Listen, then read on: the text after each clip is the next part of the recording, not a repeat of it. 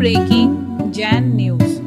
संत शिरोमणि परम पूज्य आचार्य भगवान श्री विद्यासागर जी महाराज ने सन 2018 में 3 दिसंबर को मुंगावली की ओर बेतवा नदी पर नौका से मंगल विहार किया था।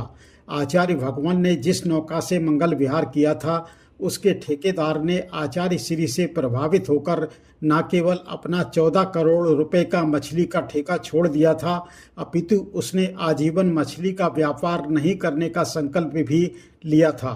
लीजिए सुनिए इस संबंध में वह संस्मरण कि आचार्य श्री ने नौका से विहार क्यों किया था। परम पूज्य आचार्य श्री के शिष्य परम पूज्य मुनि श्री विशाल सागर जी मुनिराज से। मुझे लगता है कि सिर्फ जैने नहीं, जैनेतर तक उनके परम भक्तों में रहे, और सिर्फ जैन ही नहीं बदले, जैनेतरों का भी जीवन बदला। उन्होंने भी ऐसे कई प्रसंग हैं जहाँ पर जब हम देखते हैं तो वो हमें आश्चर्य में डाल देते हैं कि गुरुजी का जो निर्णय कितना सटीक हुआ करता था। लगता है थोड़ी देर के लिए कि भाई ये निर्णय कैसे हो सकता है, लेकिन उसके पीछे वह छुपा हुआ रहस्य वो हम सबके शायद पकड़ में ना आता हो, हम शायद उस रहस्य को ना जान पाते हो। तो पुरुषार्थ करो उनकी एक एक चर्या को देखने का, उनके उस हर कदम को उठाने का, कि उनका हर कदम किसी न किसी विशेषता को लेके होता था, किसी विशेषता को प्रकट करता था। ये उनका हर कदम हुआ करता था। जब एक बात प्रसंग आया कि गुरुजी ने जब नाव का इस्तेमाल किया पहली बार, याद है जब गुरुजी उस मुंगावली की धरती से उस ललितपुर से विहार करते हुए मुंगावली आना चाह रहे थे ना शायद, तो उस समय या मुंगावली से विहार करके गुरुजी इस तरफ जाना चाह रहे थे। तो कहते हैं कि उस समय थोड़ा सा रास्ता ऐसा बन गया कि वो सीधे सामने नदी का तट दिखा और बहुत लंबा घूम के जाने की बात थी। क्या किया जाए, तो भाई सामने नाव का प्रसंग आया, और नाव का प्रसंग आया तो किसी ने कहा कि अच्छा सी नाव से जाया जा सकता है। तो क्यों जाए पहले नाव से भाई, लेकिन वो किसी भव्य आत्मा के द्वारा जब खींच लिया जाता है तो कहते हैं कि भव्य आत्माएं उसे अपने आप खींच लेती हैं। तो जो नाविक जिसकी ये नाव थी, उस नाविक ने जब देखा कि इतने बड़े गुरु के बैठने की बात है, और उसका मन कैसा बदला देखो, क्योंकि वो नाव मछली को इकट्ठित करने के लिए की जाती थी, मछली के मारने में काम आती थी।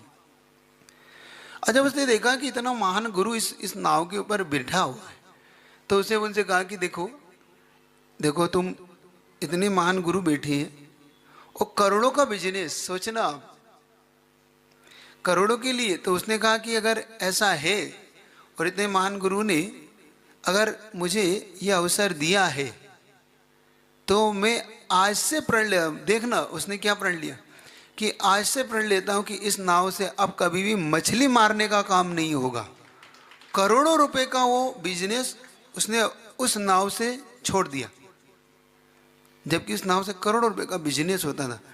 अब उसके बाद गुरुजी ने प्रायश्चित भी संघ ने ग्रहण किया उस नाव का, और उस नाव के लिए प्रसंग भी आता भी है। जब मैं भगवती आराधना कार की वो शिव आर्य मान की महाराज की वो पकड़ रहा था अभी, तो प्रसंग आया कि किसी कारण से नाव में बैठा जा सकता है, वो भी प्रसंग मेरे सामने उपस्थित हुआ।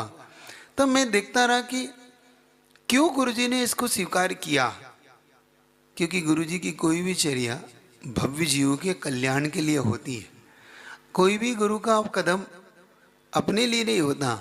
जब बाद में उनको समझ में आया कि वो तो भव्य जीवों के कल्याण, उन मुख प्राणियों की रक्षा के लिए, उस अहिंसा धर्म की रक्षा के लिए गुरुजी ने उसे स्वीकार किया। उनकी दूरदृष्टि शायद हमारी दृष्टि में नहीं आ पाती। हमारी दृष्टि शायद या हमारा सोचने का दृष्टिकोण, हमारा दायरा सीमित है। हम सीमित दायरे में सोच पाते हैं और उस दायरे से बहुत आगे का सोचते हैं, और यही शायद डिस्टेंस हमारे और उनके बीच का रहा। और इसीलिए हम उनके बारे में जो कुछ भी लोग सोच पाए, जितना कम उनको समझ पाए, लेकिन जब समझने का पुरुषार्थ करोगे तो मैं मानता हूँ कि आपका दृष्टिकोण उनके बारे में बदलेगा। उनकी हर चीज़ को, हर चर्या को बोलने से पहले आपको लाख बार सोचना होगा। तो इतना ही रखता हूँ, आपका समय हो रहा है प्रार्थना के लिए, तो जल्दी से आप करेंगे। लेकिन आगे उनके विषय में और सुनना हो, बुंदेलखंड के विषय में, तो क्यों उनके विषय में कभी सोचिएगा, विचार करना, तो अच्छी तरह से उनकी भक्ति करना, उनके विषय में हमेशा अच्छा ही सोचिए, भक्ति करिए, पूजन करिए। ठीक, चलिए गुरुदेव विद्यासागर जी महाराज की। परम पूज्य आचार्य श्री विद्यासागर जी महाराज के संलेखना समाधि पूर्वक देवलोक गमन के पश्चात देश भर में विनयाञ्जलि सभाओं के आयोजन किए गए थे। आचार्य श्री की प्रेरणा से निर्मित मध्य प्रदेश के सागर जिले में भाग्योदय तीर्थ में भी हुई थी विनयाञ्जलि सभा। इस सभा में आचार्य श्री की शिष्या परम पूज्य आर्यका श्री दृढ़मती माता जी ने भी दी थी अपनी भावभीनी विनयाञ्जलि। लीजिए, जरूर सुनिए। ये तो वैसा ही हो गया। अंतिम बात कह के मैं विराम देती हूँ कि जब राम का राज्याभिषेक होने वाला था, सबको विदित है, रामायण देखी हुई है। रामचंद्र जी सारे जनता, पूरे विश्व के जनमानस में विराजित हैं, और वो उस समय के राम थे। वर्तमान के राम आचार्य श्री विद्यासागर जी भी जन जन के मानस में विद्यमान है। राज्याभिषेक होने वाला था और राजा दशरथ की, पिता दशरथ की आज्ञा प्राप्त हुई वनवास जाने की। लक्ष्मण जी को सहन नहीं हुआ और कहा, ये सब क्या हो रहा है। रामचंद्र जी कहते हैं, अरे भाई क्यों गुस्सा करते हो, ये तो पिताजी ने मुझे धन्य का, रण्य का राज्य दिया है। क्या सोच है उनकी।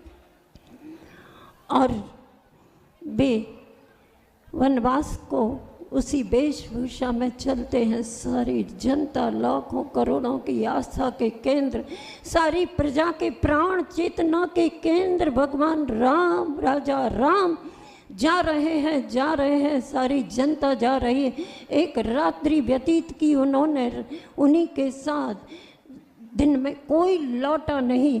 और जब रात्रि में निद्रा में लीन हुए तो रामचंद्र जी सबको सोते हुए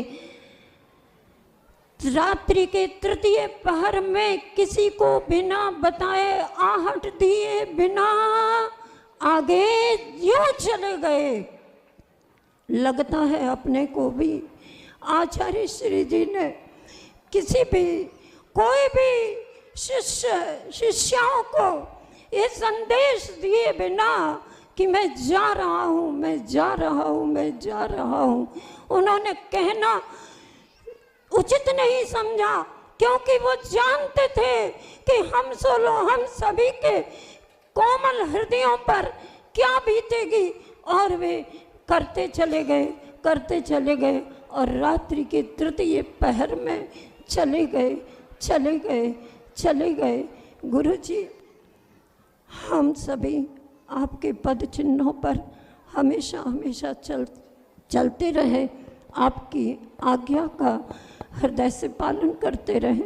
आपने शिष्यों की ये लंबी कतार जो लगा के रखी है, ये सब इसी समाज के बीच में अपने व्रतों का पालन करती हुई संवर्धित हो और आचार्य श्री समय सागर जी महाराज के संरक्षण में उनके आदेश और आज्ञा का पालन करते हुए शेष जीवन विशेष बने, यही सद्भावना है। गुरुदेव के चरणों में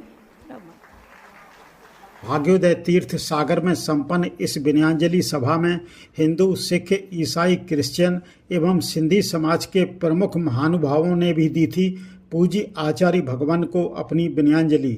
उन्हीं में से लीजिए सुनिए सरदार जी श्री जस्सी जी की एक भावपूर्ण विनयाञ्जलि। जस्सी सरदार जी जो अपने घर में क्या बनाए हैं वो अपना ही मुखारबिंद से बताएंगे। इसके बाद हम विष्णु आर्य जी को मंदिर। बोलिए आचार्य विद्यासागर महाराज की। हम लोग श्रद्धांजलि देने नहीं आए, आचार्य श्री की जय बोलने आए हैं। बोलिए आचार्य श्री विद्यासागर महाराज की।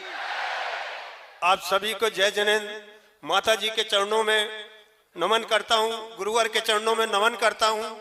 मेरे जीवन का आज वो दुखदाई दिन है, मेरे जीवन का आज वो सबसे बड़ा दुखी दिन है जिसने अपने घर में आचार्य श्री को विराजमान के रूप में रखा था। मैं बिना नहा के रात को जब सोता था तो गुरुवर के चरणों में एक बात कह के सोता था, गुरुवर अगर आज कल का दिन आज जैसा निकले तो ही मुझे सवेरे उठाना। और जब मैं सवेरे उठता था तो गुरुवर के चरणों में जाता था, गुरुवर आपने रात जैसी गुजारी है, बस आज का दिन भी ऐसा ही गुजरे। मैं ये निवेदन करना चाहता हूँ, ये आप अपनी अपनी शकल गुरुवर के चरणों में रखना, वो मेरी पंक्तियां अपने कान में रखना।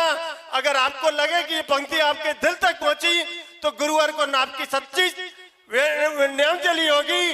कहते हैं जो मुस्कुरा रहा है उसने दर्द को पाला होगा, जो मुस्कुरा रहा है उसने दर्द को पाला होगा, जो चल रहा है उसी के पांव में छाला होगा। दुनिया में कोई ऐसे ही नहीं नाम रोशन करता है, दुनिया में कोई ऐसे ही नहीं नाम रोशन करता है। जो दिया जल रहा है वही तो उजाला होगा, वही तो उजाला होगा। समय बहुत कम है, एक बात आपसे कहना चाहता हूं, हो सके जो लोग मांसाहार को अपनाते हो, अगर आप यहाँ छोड़कर जाएंगे तो सबसे सच्ची और सबसे भावपूर्ण कृतांजलि होगी, क्योंकि गुरुवर ने कुछ नहीं मांगा। एक अंडा जिसमें से एक चिड़िया का बच्चा जन्म लेता है और लोग उसको उबाल उबाल कर खाते हैं, ये कितना बड़ा हम लोग अपराध करते हैं। एक बात मैं कहना चाहता हूँ, सिख समाज है पूरा बैठा हुआ है, हमेशा आपके साथ खड़ा रहेगा। और इस अस्पताल का बहुत ज्यादा उपयोग ये सिख समाज भी करता है, हमेशा जैन समाज का ऋणी रहेगा। एक बात मैं कह देना चाहता हूँ, सबसे जैन समाज क्या है, टोडरमल जी जैन को सभी जानते होंगे। जब गुरु गोविंद सिंह जी के बच्चों को उस बादशाह ने शहीद कर दिया था तो अंतिम संस्कार के लिए कोई जमीन देने को राजी नहीं था। तो टोडरमल जैन जो उनके पास गए तो बादशाह कहने लगा, आपको जितनी जमीन चाहिए है यहाँ निशान लगाओ, मेरी मुंह मांगी कीमत दो। तो उसने बोला मैं देने को तैयार हूँ। 68,000 सोने की मोहरे, 68,000 सोने की मोहरे, जिसकी कीमत कभी दुनिया में नापी नहीं जा सकती। इतनी महंगी जमीन न कभी थी, न है, न रहेगी। मैं इतना कहना चाहता हूँ, आप सब भी सिख समाज सिर्फ मान और सम्मान का भूखा है। आगामी दिनांक 16 अप्रैल को मुंबई में टोडीवाला द्वारा जैन तीर्थंकर मूर्तियों की नीलामी की जाने वाली थी।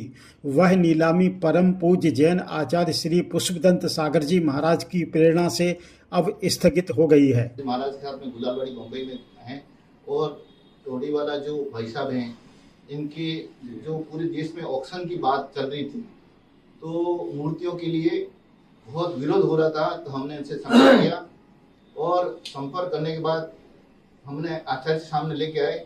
इन्होंने ये चीज़ का स्वीकार किया है कि इस मूर्तियों को हम, ये चोर नहीं है। पहली बात, इनकी जो बोल रहे हैं पूरे देश में चल रहा है कि चोरी करके नहीं लाए, ये वहाँ से खरीद के लेके आए हैं और अपनी पुरातत्व लेके आए हैं। तो उसको इन्होंने अभी स्वीकार किया है कि इसको अभी न तो ऑक्शन करेंगे न इसको बेचेंगे, ये फिलहाल स्थगित कर रहे हैं। आचार्य जी सामने स्वीकार कर रहे हैं, टोडीवाला हमारे सामने है। और भविष्य में हम लोग ग्लोबल महासभा या समाज के लोगों को मिलके हम लोग इसको क्या करना, कैसे इसको वायाबिना निकाल के समाज के पास मूर्ति आ जावे, उसका निर्णय लेंगे। अब आचार्य जी वो सब बताएंगे। मैं इनके नेचर से बहुत प्रभावित हुआ, टोडीवाला जी के नेचर से, और वे बहुत सभ्य हैं और बड़े आत्मीयता से हम लोगों से चर्चा कर रहे हैं। तो कभी भी हम अच्छे पुरुषों को अगर बाजार में कोई चीज़ आई है तो उनको नहीं समझते होंगे, लेकिन गलत शब्दों का अर्थ नहीं करना चाहिए और चोर जैसी बात करना, ये आपके लिए शोभा नहीं देती है। तो वो आज हमारे साथ बैठ के बातें कर रहे हैं। परमात्मा की मूर्ति है, धर्म से जुड़े हुए लोग यहाँ सारे बैठे हैं पूरी की पूरे, इस प्रकार अनर्गल बातें ना करें तो वो समझ के चलें। और उन्होंने स्वीकार किया है समर्पित हो। हाँ ठीक, समर्पित हो गए और इन्होंने कहा आप चिंता मत करिए, हम मिल बैठ के रास्ता निकालेंगे। जरूर, स्वागत, ठीक है ना? स्वागत। मैं आपके वहाँ पर भी आया था आज, आपके वहाँ मूर्ति देखने, लेकिन जब आपसे कांटेक्ट हो गया, मैं आचार्य से बात लेके आया, इस चीज का समाधान निकला है और आप ऑक्शन भी करेंगे और मिल बैठ के क्या करना, मूर्ति जय समाज को कैसे आपका बहुत धन्यवाद, क्योंकि बहुत दिनों से हमारे नाम की टूटी हो रही। नहीं आप चिंता मत करो। हम मैं कैजर दौड़ीवाला, ये मेरे भाई मालकम दौड़ीवाला, हम पारसी समाज से हैं। हमने हमेशा यहाँ, हम हमेशा देश में घुल मिल के ही रहे हैं, तो हमारा किसी को भी मंदुक करने का कोई हमारा हेतु था नहीं। हम ये बाहर गांव से, फॉरेन से हमने इंपोर्ट किया था कि हमारा पुरातत्व हमारे यहाँ वापस आए, और आचार्य जी ने हमें बराबर न्याय दिया कि भाई आप गलत नहीं हो, आपने जो किया है वो देश की एक सेवा ही है। ये जो भी कुछ मिसअंडरस्टैंडिंग हुई है तो वो हम इनके साथ मिलके इसको सॉल्व करेंगे। हाँ, अभी के लिए हमने हमारा नीलामी पोस्टपोन किया। लाल जी और मैं मिलके इस बात का हम कोई ना कोई अच्छा सोल्यूशन निकालेंगे जिसमें सब खुश हो।